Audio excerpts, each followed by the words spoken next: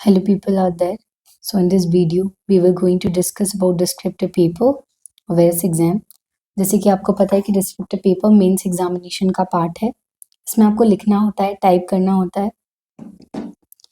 So in this video we were going to discuss descriptive paper of SBI, PO, IBPS PO and LIC AOO.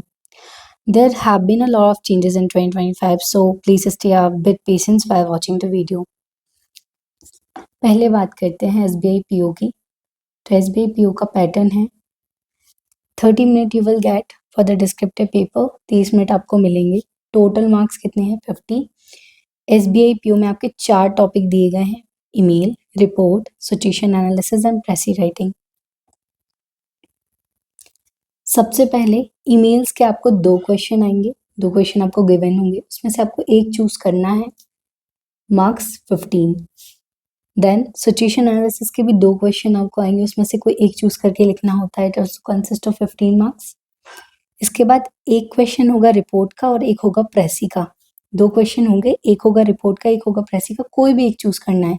या तो आप report writing choose कर सकते हैं या प्रेसी writing choose कर सकते हैं. आई विल स्ट्रांगली सजेस्ट कि आप रिपोर्ट राइटिंग चूज करिएगा, क्योंकि प्रेसी राइटिंग में आपको बहुत सा बड़ा पैराग्राफ दिया जाएगा, फिर आपको उसको रीड करना पड़ेगा, देन आप उसको कंसाइज करेंगे, तो काफ़ी ज़्यादा टाइम ले लेता है. और रिपोर्ट राइटिंग का एक फिक्स पैटर्न प्रोवाइडेड है, तो ये शॉर्ट टाइम में आप इसको फिनिश कर सकते हैं. रिपोर्ट राइटिंग या प्रेसी राइटिंग 20 मार्क्स है. तो जो टोटल मार्क्स है SBI PO में डिस्क्रिप्टिव की, दैट इज 50. और टाइम कितना मिलना है? Only 30 minute for this all the topics. Okay, let's move the descriptive paper of IBPS PO. तो 2025 के पहले IBPS PO में डिस्क्रिप्टिव पेपर में एक आपको ऐसे टॉपिक आता था और दूसरा लेटर. बट 2025 में हम लेटर को रिमूव कर दिया गया है और उसको रिप्लेस किया गया है कॉम्प्रिहेंशन पैसेज से. IBPS PO में 2 क्वेश्चन आते हैं. ऐसे 15 मार्क्स का and comprehension passage carries 10 marks. Time कितना मिलेगा? 30 minute, same as SBI PO. The third one is LIC AOO. 2025 के पहले इसमें भी 2 टॉपिक थे, बट 2025 में काफ़ी सारे टॉपिक इसमें इंक्लूड कर दिए गए हैं. तो it can be mail, report, situation analysis, precis writing, ऐसे, लेटर. कितने क्वेश्चन आएंगे? 2. कितने मार्क्स के? 25. एक 15 मार्क्स का, एक 10 मार्क्स का. टाइम कितना मिलेगा? 30 minute. Okay. The most important thing with respect to LIC AOO is candidate must remember that even though the descriptive paper test marks do not count towards ranking, failing to qualify in this section will result in disqualification from the further stages. आपके marks count नहीं होंगे ranking में descriptive paper में LIC AOO में, but अगर आप इसको disqualify करते हैं तो आप फर्दर स्टेजेस से भी डिस्क्वालीफाई हो जाएंगे. तो LIC में तो मैंडेटरी है. क्वालिफाइंग मार्क्स होता है डिस्क्रिप्टिव पेपर का 10 और ST/SC के लिए 9. ओके, समराइज करते हैं. SBI 30 minute, IBPS 30 minute, LIC 30 minute. Marks SBI 50, IBPS 25 marks, LIC 25 marks. सब में आपको 30 मिनट मिलने हैं, बट मार्क्स वेरीज करते हैं. ओके, अब एग्जाम की अप्रोच क्या रखेंगे आप डिस्क्रिप्टिव पेपर के लिए?